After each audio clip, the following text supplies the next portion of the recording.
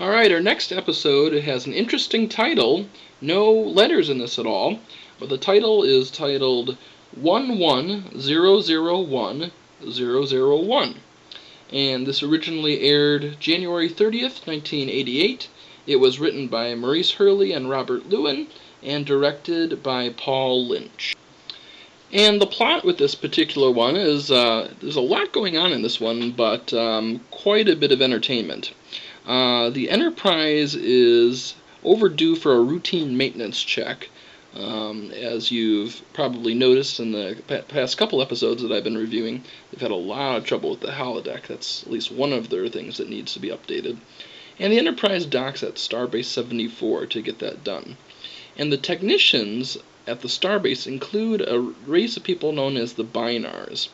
And they've evolved at an unusually high level of interconnectedness with the main computer on their home planet. So most of the crew actually goes on to Starbase 74 for some recreation. However, Picard and Riker decide to stay aboard the ship. And Riker eventually decides to end up in the holodeck right after the Binars finish their enhancements. And they encourage him to do this. And Riker decides that he's going to create a holodeck scenario of a New Orleans jazz bar, because Commander Riker really likes jazz, and he decides to have an intimate audience, and he includes the perfect woman, at least in his own mind.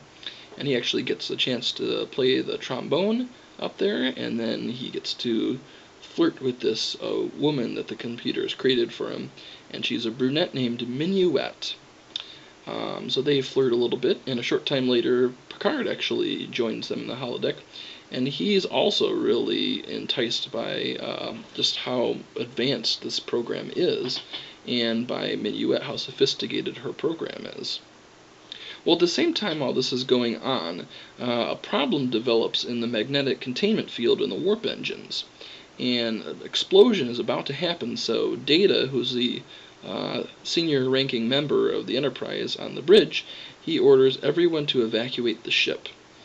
And while that's going on, the magnetic containment field is suddenly restored as soon as the Enterprise crew has gotten off the vessel.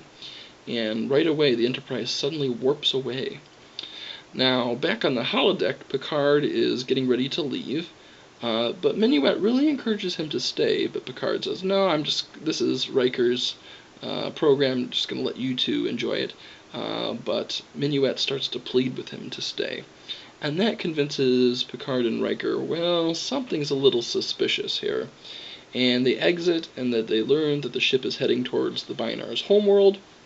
And initially, they order a self-destruct because they feel that the Enterprise is in enemy hands.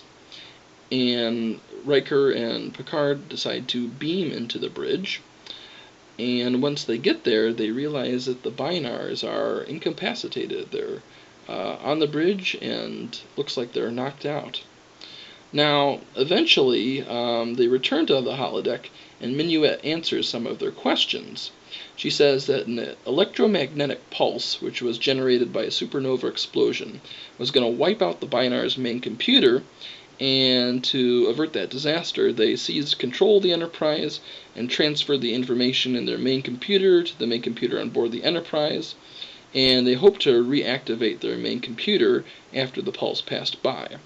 But the problem was that the pulse came before it was expected, and Picard and Riker decide that they're going to contact Data at Starbase 74, and they download the stored information and save the planet. So the reason why the Binars did that was to preserve their own race, but that is why that whole adventure was created in the first place. Now, this particular episode was originally intended to take place before the Big Goodbye. And in that case, the Binars' modifications causing all those problems was going to be the cause of why there was so much trouble with the holodeck in the Big Goodbye. And instead, it was changed to the Binars aiming to fix the holodeck to prevent those problems from reoccurring. Now, the Binars themselves were actually played by young women, believe it or not. They had considered children to be in these parts, but the production team thought it would be too problematic, and they thought that would limit the time that they could work with them, because kids have a limited amount of time that they're allowed to work, and they also need to have their own education and to be coached by their teachers. So they went against that and hired women, and each actress was actually required to wear extensive makeup, as you can see in this picture. And they actually put on a single-piece large bald cap, and it was made over the same mold for each actress, which required some customized trimming in order to get it to fit properly.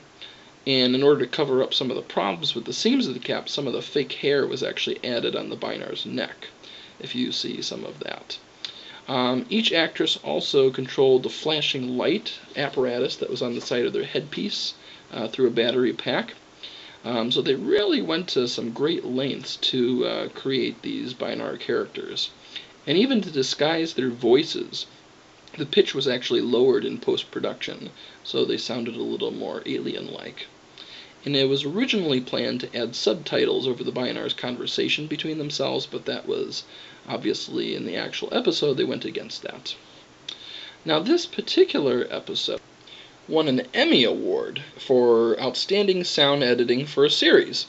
So that just goes to show you the outside world, outside of just the Star Trek fans, really took notice of this particular episode.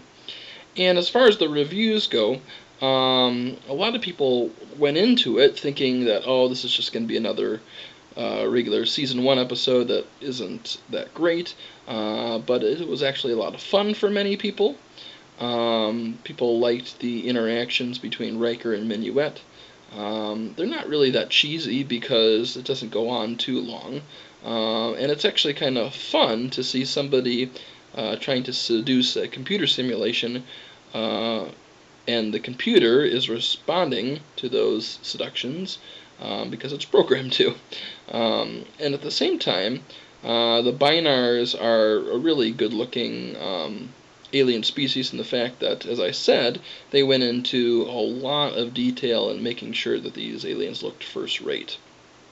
It's also interesting that the auto-destruct is actually canceled with 2 minutes to go instead of, usually for a cliche for an episode, they only have a couple seconds and they finally end the auto-destruct. But no, they actually did it in 2 minutes, and that makes it a little more realistic. Now, there was a criticism that Picard and Riker's actions were pretty boneheaded because the top two officers are in the holodeck, not having any clue that the Enterprise is being evacuated and something's going on. Which I have to admit, it does seem a little cheesy that these two guys are so easily distracted. But on the other hand, you have to think that probably the Binars set it up with this particular simulation, that they would not be notified by any emergencies while they were in this program, and obviously Minuet's job was to keep them there anyway. So I, despite that one little criticism, I think this is one of the best episodes of the Season 1. There are a couple that I like even better than this, but this one is really solid. I think the thing that I like the best about it is it's different than most episodes. This is not just an episode where the Enterprise goes to a planet and they run into a problem and then they solve it by the end. This time they actually go to a starbase and they're here for recreation, and you get to know a little bit more about Riker's background. He's a jazz man. It seems like he has a habit of, having women entertain him. We see a little hollow simulation that he has in his quarters a couple episodes before this. But he has fun flirting with the ladies, and I think it's kind of funny the fact that Riker even needs a simulation to flirt with ladies. I would think that he would do just fine on his own, but I guess you get kind of bored when you're aboard a starship, so this really helps him pass the time, I guess. And I really do like the dialogue between the two Binars, and obviously it's incomprehensible, but I think the way that they interact with one another looks really cool, and how they work together to do the maintenance that they need to on the ship. And I think Wesley's job is kind of silly just to watch them, but he's fascinated by them as well. So yeah, just a fun episode, a different episode, and one that seems like a lot of people remember from the first season. Thanks for watching this one, guys, and stay tuned for the next episode, and I'll get to you next week. Thanks, guys.